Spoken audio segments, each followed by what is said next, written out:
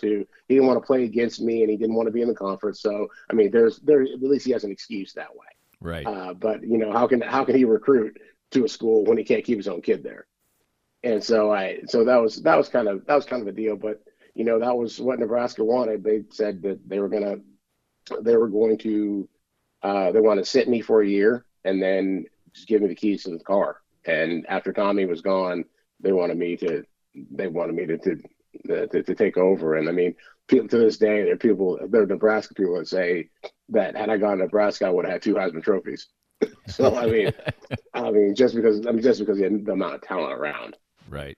Right. and the ability is one of those things that it's like being the coach at Alabama. You can't really screw it up. I mean, how bad can you screw it up? I mean, your talent's going to make up for any mistakes you might make. Right. Of course, you did go to Mizzou, and you actually started playing quarterback in your freshman year. Now, talk about going to Mizzou then. You talked about starting a down cycle. I mean, they hadn't had a winning record in 13 years when you eventually would have one, and turning it around certainly is something that's a great part of your legacy. But what was the atmosphere like around the program after all those years of losing? Well, Coach Smith had the year before was his first year, and my dad was retained on that staff. Mm-hmm. And so when he got there, that he was determined to change the atmosphere and the attitude. There wasn't going to be people just content with. I mean, I don't even want to say mediocrity because they weren't mediocre. They were just. I mean, they were just. Well, we're going to go out there and go. At least we're going to go drink after the game's over. That type of attitude. And so he ran off a lot of people. I remember going and watching some of their spring or some of their fall camp at Coach Smith's first year, and it was like, I mean, I've never been to basic training, but I can imagine that this exceeded it. I mean, it was just a beat down for these guys, and so there were a lot of people that he ran off, and so the attitude was changing at that point. And I had such familiarity with that staff because the staff, college in college football in particular, you're like a family. Like the staff, all the wives and the families of the coaches, you're always together a lot. And so I got to know everybody pretty well. And so I was really comfortable with the ability, or with Coach Smith's ability to change the whole viewpoint and change the attitude of everybody around there, and he was determined to do, and that was ultimately one of the reasons that I said, you know what, I'm going to come here, because I'd rather be a part of changing something than be blamed for not being able to keep something going. Right. Well, you did, and talk about you basically, a few games into your freshman season, begin to become a starter. Yeah, that was in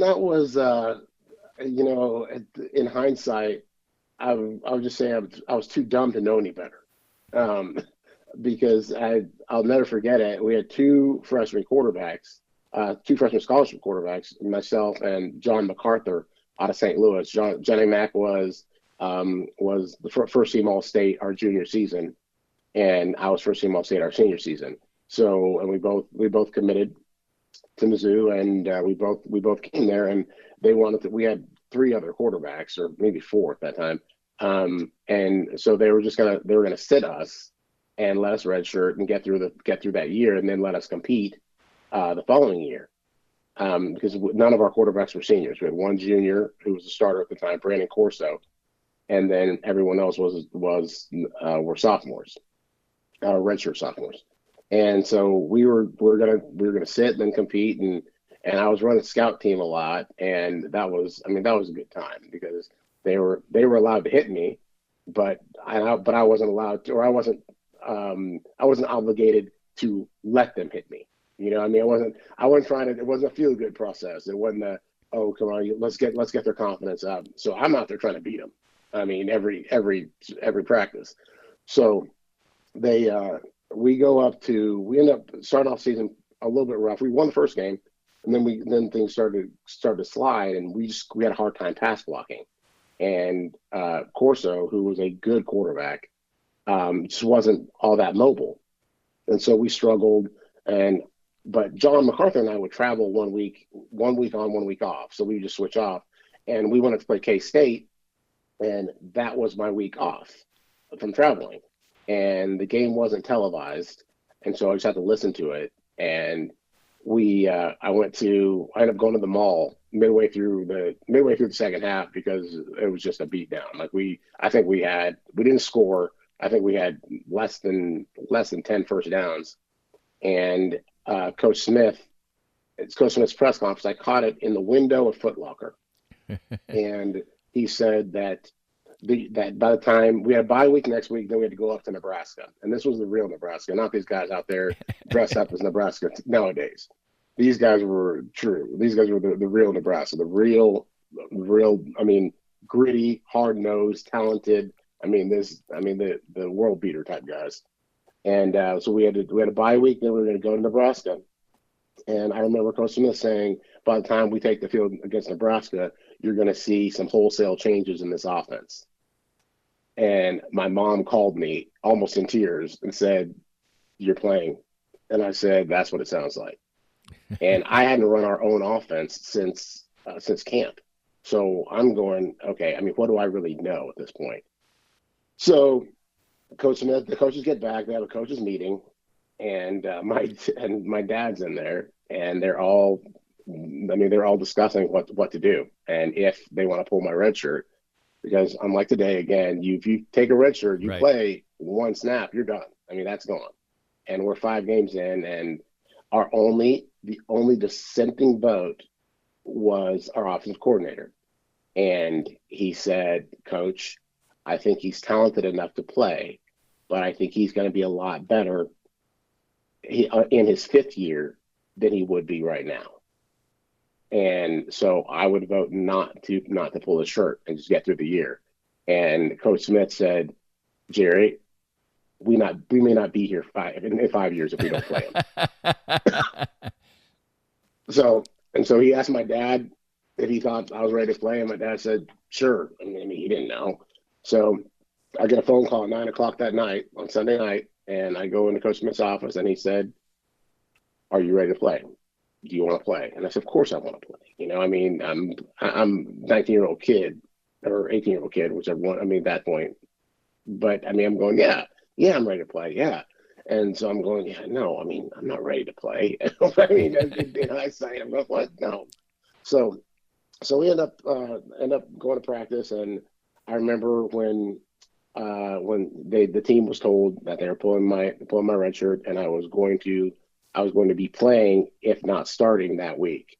And I remember Brandon Corso didn't show up for practice after they told him, and that was kind of a blow.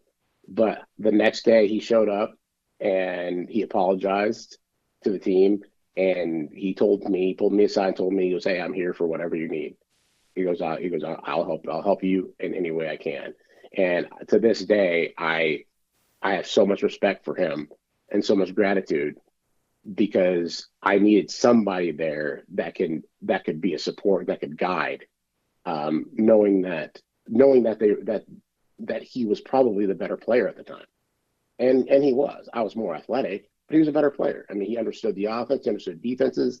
I mean, he got it. And but from that point on, I had some good games, had some bad games. I mean, my first college pass was interception up in Nebraska. But it was a learning experience. And then from there, we started to grow.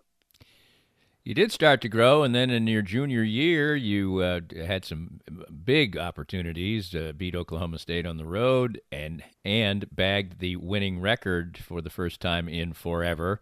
That must have been a great feeling, and a feeling that you'd really turned around not only a football program, but probably a little bit the university. Yeah, the whole attitude had changed, and it was funny to see, because I remember, like I said, my freshman year. I had, there's not everybody was a huge Corby fan, particularly the upperclassmen, because they felt like by putting me in the game, they're basically sacrificing their senior seasons, because for my growth.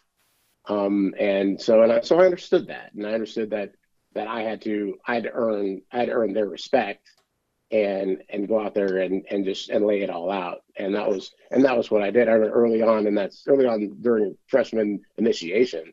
Kind of back to your original point, the whole attitude there.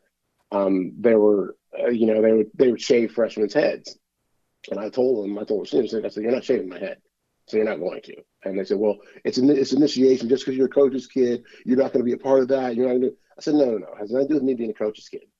I said, I just want to know what you're trying to initiate me into. So you guys have won 3 games, maybe 5 games in your whole careers. I said, so I'm not going to be initiated into a bunch of losers. And they didn't take that well. But I went to Coach Smith's office and I said, here's the deal, Coach.